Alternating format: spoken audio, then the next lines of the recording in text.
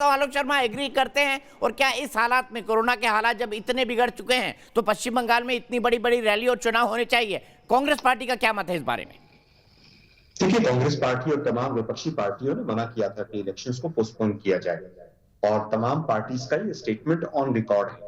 लेकिन election commission, जो कि पूरी तरह से भारतीय जनता पार्टी की कठपुतली है, ना उसने किसी की से मेडिकल एडवाइस ली, ना कोई मेडिकल कोऑर्डिनेशन कमेटी बनी और ना ही उन्होंने ये सोचा कि 8 चरणों में जब आप चुनाव कराएंगे, उनको तो केवल ये था कि मोदी जी को प्रचार करने का पूरा मौका मिलना चाहिए, अमित शाह जी को पूरी तरह से रैलियां करने का मौका मिलना चाहिए और इलेक्शन कमीशन उस चीज में सफल रहा है।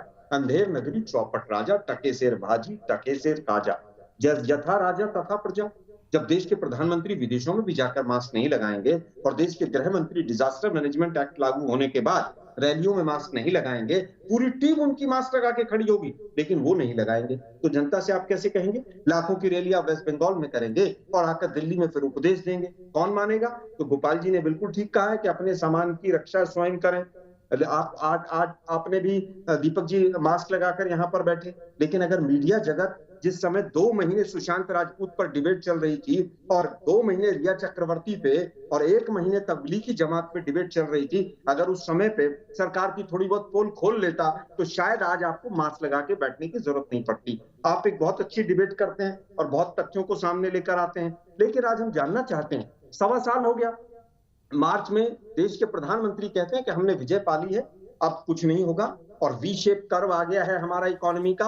और मोदी जी और अमित शाह जी के स्टेटमेंट मुझे याद है कि हम विश्व गुरु बन गए हैं, हमने कोरोना को हरा दिया। जब देश के प्रधानमंत्री कहेंगे कि हमने कोरोना को हरा दिया और अब कोई आवश्यकता नहीं है और पीएम केयर्स फंड तक का हम हवाला नहीं देंगे, टेस्टिंग घोटाला, वेंटिलेटर घोटाला होगा और एक भी आदमी जेल में नहीं जाएगा, मुझे लगता है कि आज इलेक्शन कमीशन ने मजबूरी में ऑल पार्टी मीटिंग बुलाई है। पूछिए उनसे, हाईकोर्ट की फटकार लगने के बाद हुआ है। इलेक्शन कमीशन ने 8 चरणों में पूरा मतदान करवाया, किससे पूछकर करवाया?